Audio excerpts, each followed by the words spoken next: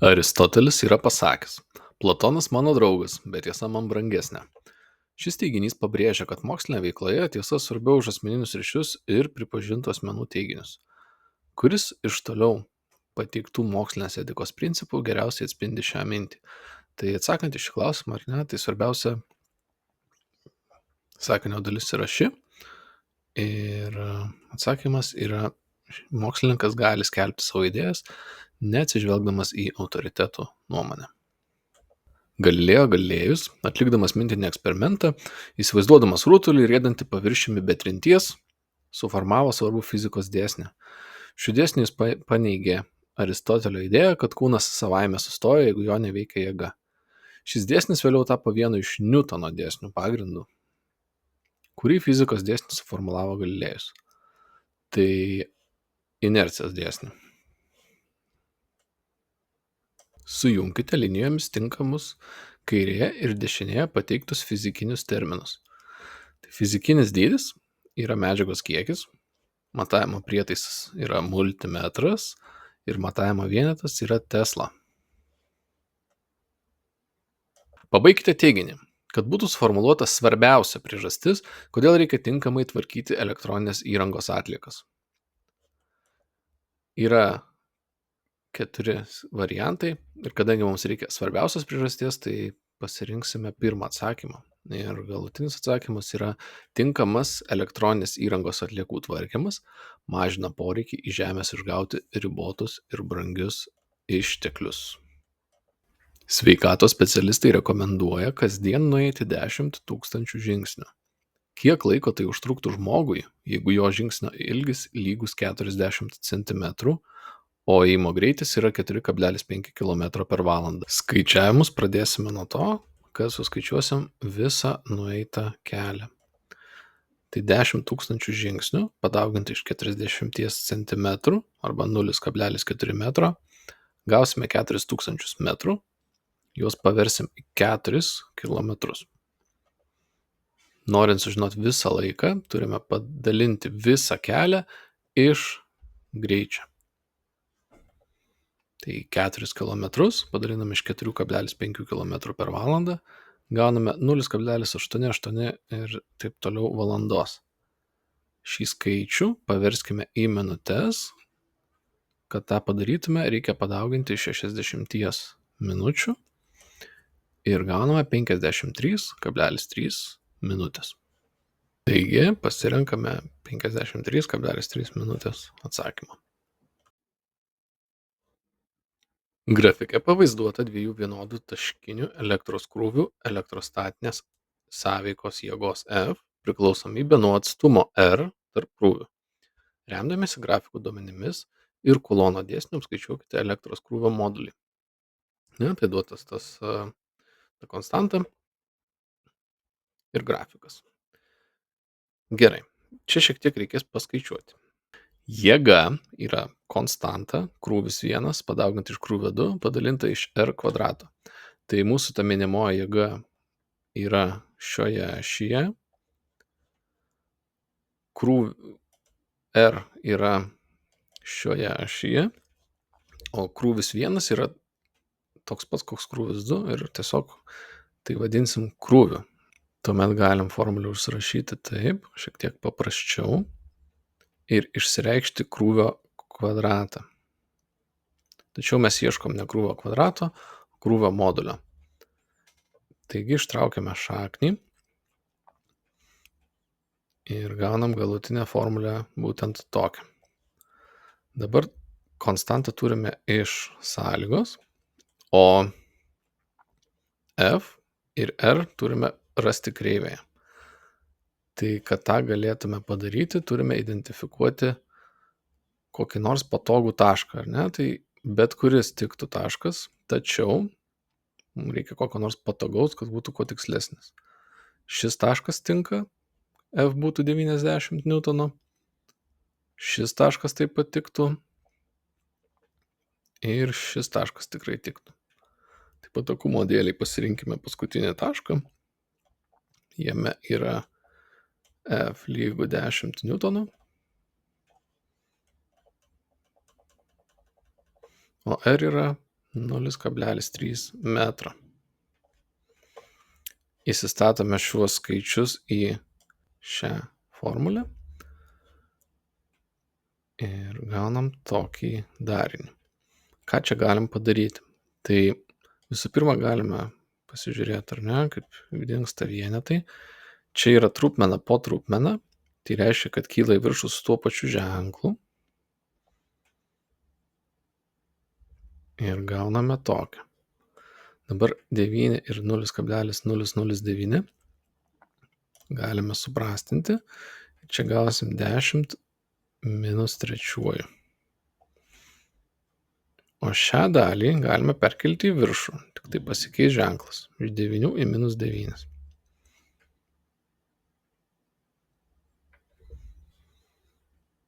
Taigi, turime tokį jau kaip dalinį atsakymą.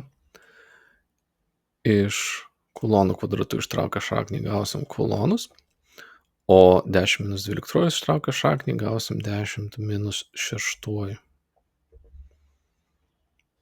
Taigi 10 minus 6 kuloną.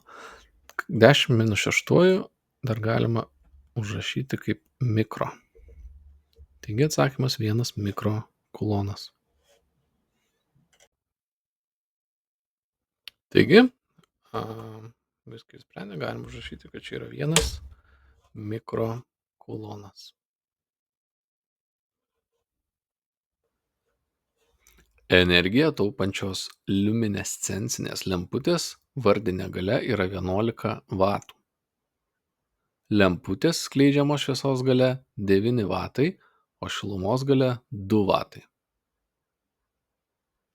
Apskaičiuokite šios lemputės naudingumo koeficientą procentais. Naudingumo koeficientas apskaičiuojamas padalinus naudingą darbą iš viso darbo ir padauginus iš 100%. Žinom, kad galia yra darbas atliktas per laiko tarpą.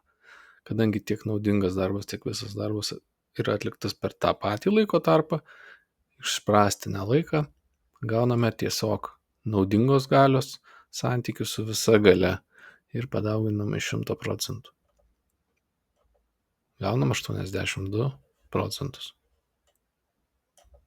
Galime įrašyti 82%.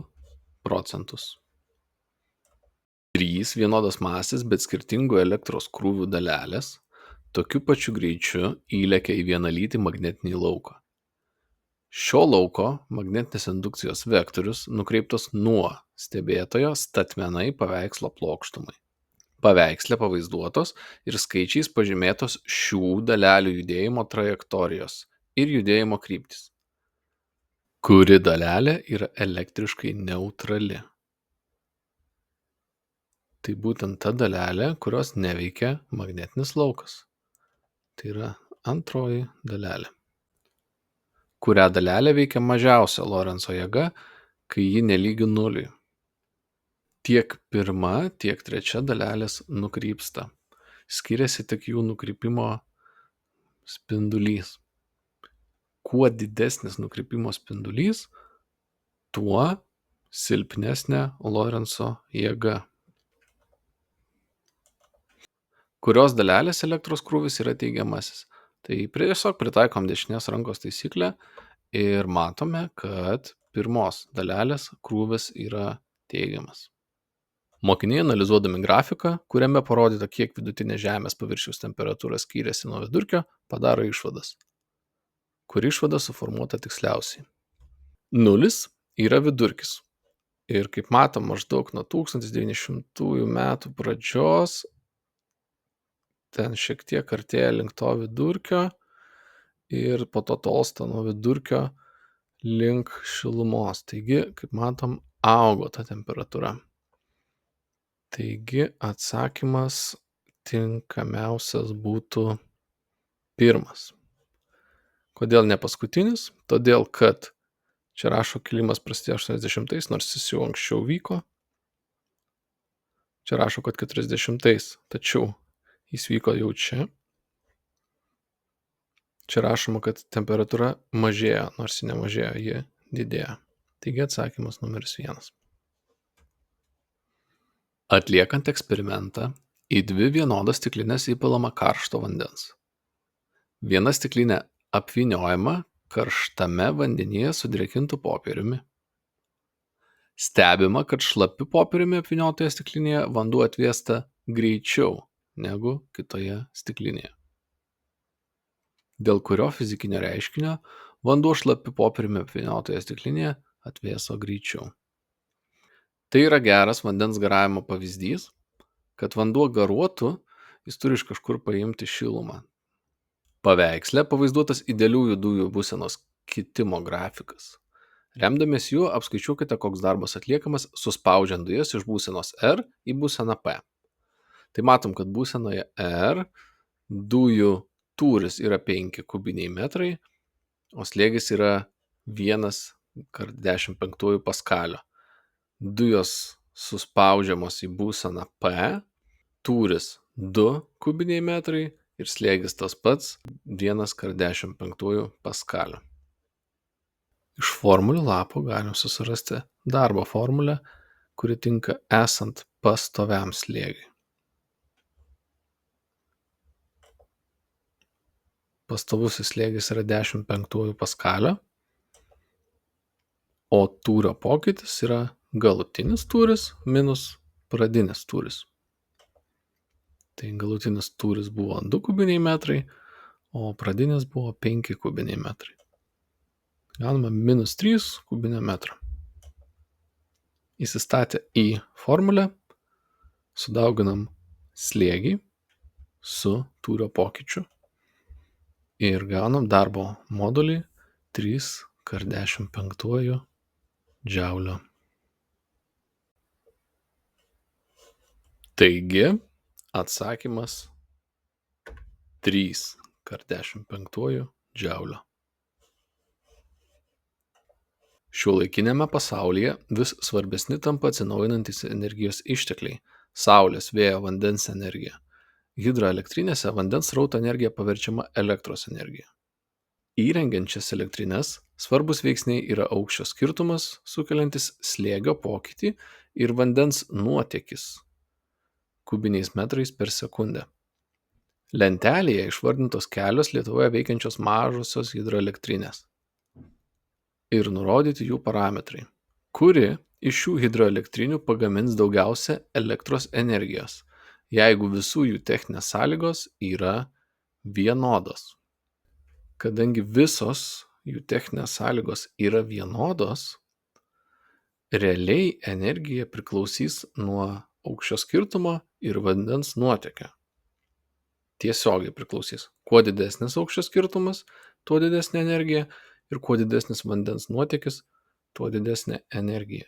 Daugiausia elektros energijos pagamins ta elektrinė, kur aukščio skirtumo sandauga su vandens nuotėkiu bus didžiausia. Akivaizdžiai matom, kad Kavarsko hidroelektrinė Šventosios upėje turės didžiausią. Aukščio skirtumai gana panašus, tačiau vandens nuotėkis skiriasi labai stipriai palyginus su kitais. Sportininkas bėga apskritimo formos trasa pastoviu greičiu. Pažymėkite grafiką, kuriame teisingai pavaizduota sportininko poslinkio nuo jo pradinės padėties S priklausomybė nuo laiko. Trasa bėgant vieną ratą.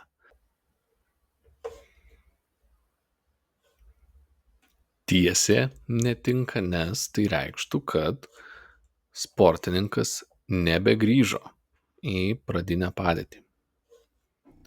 Trikampis reikštų, kad atstumas kinta tolygiai, tačiau pasiekęs maksimumą iškart pradeda grįžti.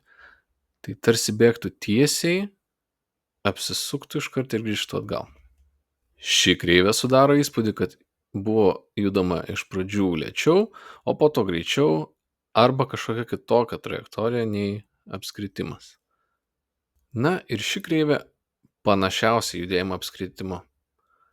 Grįžtama į pradinę padėtį, nėra kažkokių aštrių kampų, nesimato kažkokių greičio nepastovumų. Neigiamai įelektrinta sfera priartinama prie įžeminto kūno X, kaip nurodyta paveiksle. Įžeminimas nutraukiamas jungikliu, o įelektrinta sfera patraukiama. Yra žinoma, kad kūnas X tapo teigiamai įelektrintas. Iš kokios medžiagos pagamintas kūnas X ir koks yra neigiamojo elektros krūvio judėjimas tarp X ir Žemės šio eksperimento pradžioje. Tai kadangi kūnas tampa įelektrintu, tai jisai yra laidininkas, o neigiamas krūvis juda iš X į Žemę.